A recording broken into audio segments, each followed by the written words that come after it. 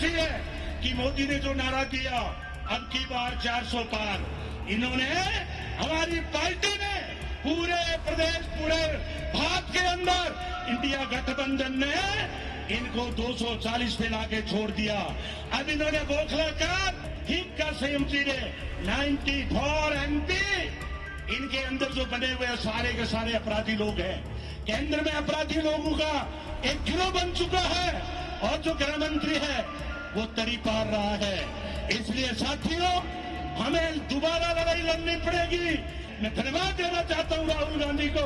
उन्होंने कहा पार्लियामेंट में कि जब मेरा स्पीच हो, मोदी एक बार पार्लियामेंट में बैठ के बता दे। उसकी हिम्मत नहीं है बैठने की। उन्होंने ये भी कहा है कि आप जब भी वो बोलने खड़े होते हैं तो उन्होंने एक बार कहा, मोदी जी मेरे से आंख मिलाओ, अगली बार आपको गुजरात में हराने का काम करेगी। आप जानते हैं कि आरएसएस और बीजेपी से कांग्रेस की लड़ाई बहुत पुरानी है। जब देश के अंदर आजादी की लड़ाई लड़ी जा रही थी, ये भारतीय जनता पार्टी के लोग आरएसएस के रूप में ये अंग्रेजों की मुखबिरी करने का काम करते थे।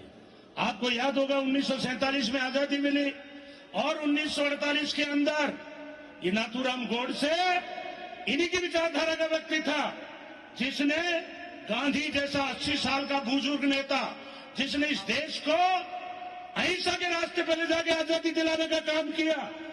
और इस आदमी ने गोडसे ने गोली मारने का काम किया। उस वक्त भी एक अंग्रेज ने लिखा था कि महात्मा गांधी जैसे नेता को कोई गोली मारने वाला व्यक्ति ये साधारण व्यक्ति नहीं है, ये कोई नरभक्षी है। ऐसा आदमी जिंदगी में काम नहीं कर सकता। वो काम नाथूराम गोडसे ने किया। आज उसी विचारधारा को आगे मोदी और अमित शाह बढ़ा रहे हैं। अगर आप देखेंगे, कभी राहुल गांधी जी को जेल भेजने का काम करते हैं, कभी ये झूठा मुकदमा लगाने का काम करते हैं। जब ये जेएनयू में जाते हैं तो इनको राष्ट्रद्रोही बनाने का काम करते हैं। जब ये राफेल की बात उठाते हैं तो इनको मुकदमे लगाने का काम करते हैं।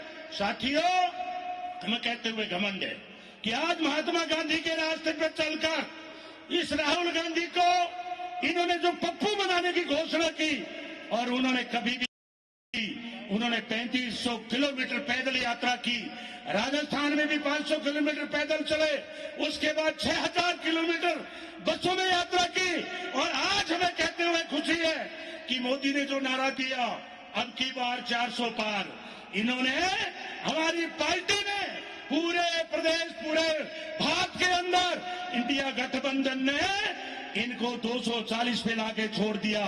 अब इन्होंने बोखला का पहले कभी ईडी को आगे किया, कभी इन्होंने मीडिया को आगे किया, और आज पूरे केंद्र में ठीक का संयमजी ने 94 MP इनके अंदर जो बने हुए सारे के सारे अपराधी लोग हैं। केंद्र में अपराधी लोगों का एक गिरोह बन चुका है और जो गृह मंत्री है वो तरी पार रहा है। इसलिए साथियों, हमें दोबारा लड़ाई लड़नी पड़ेगी। आज महात्मा गांधी, आज उनकी डेथ हो गई 1948 में, लेकिन गांव गांव में मूर्ति आपको महात्मा गांधी की मिलेगी। जगह जगह विचारधारा महात्मा गांधी मिलेगी। इसलिए मेरे कांग्रेस के कार्यकर्ताओं, अब ये गिरता हुआ पेड़ है भारतीय जनता पार्टी का। आज ये 400 की जगह 240 पे आ गए और बैसाखी के सारे सरकार चल रही है। राहुल गांधी ने नारा दिया है, नफरत के बाजार में मोहब्बत की दुकान खोली है। उन्होंने ये भी कहा है, कभी भी डरो मत। वो हमेशा टकराने की नीयत रखते हैं। मैं धन्यवाद देना चाहता हूं राहुल गांधी को। उन्होंने कहा पार्लियामेंट में कि जब मेरा स्पीच हो, मोदी एक बार पार्लियामेंट में बैठ के बता दे। उसकी हिम्मत नहीं है बैठने की। उन्होंने ये भी कहा है कि आप जब भी वो बोलने खड़े होते हैं तो उन्होंने एक बार कहा, मोदी जी मेरे से आंख मिलाओ, अगली बार आपको गुजरात में हराने का काम करेगी। इसलिए साथियों, इस बार अभी मैंने बुलाया हमारे आपके अध्यक्ष जी जो आपके बीच में विराजमान है। इस 15 तारीख को हमने डूंगरगढ़ के घृणी गांव में 25,000 किसान हमारे डोटासरा जी का स्पीच सुनने के लिए आए। इसलिए ऐसे अध्यक्ष को तालियां बजा के स्वागत कीजिए। और डोटासरा साहब, बीकानेर में 8 विधानसभा है। आप जिस विधानसभा का कहोगे हम आपसे पल लेके जा रहे हैं। कि मोदी के खिलाफ इनको उखाड़ने के लिए, इनको नेस्तनाबूद करने के लिए हमारी कोई भी मीटिंग होगी 15 और 20 हजार के बीच में नहीं होगी। ये भी मैं संकल्प लेके जा रहा हूं। 5 साल नहीं बैठेंगे और जब तक ये भाजपा और आरएसएस को उखाड़ के नहीं फेंक देंगे, कांग्रेस का कार्यकर्ता चुप नहीं बैठेगा। आप तो आगे बढ़ते जाइए।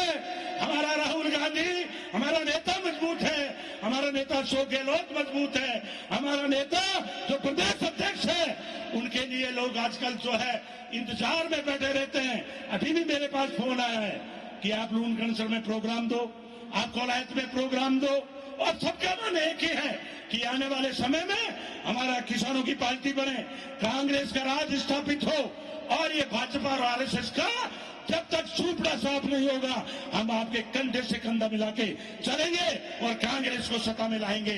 इसी के साथ आपने समय दिया, बहुत बहुत धन्यवाद। जय कांग्रेस, जय हिंद, जय भारत।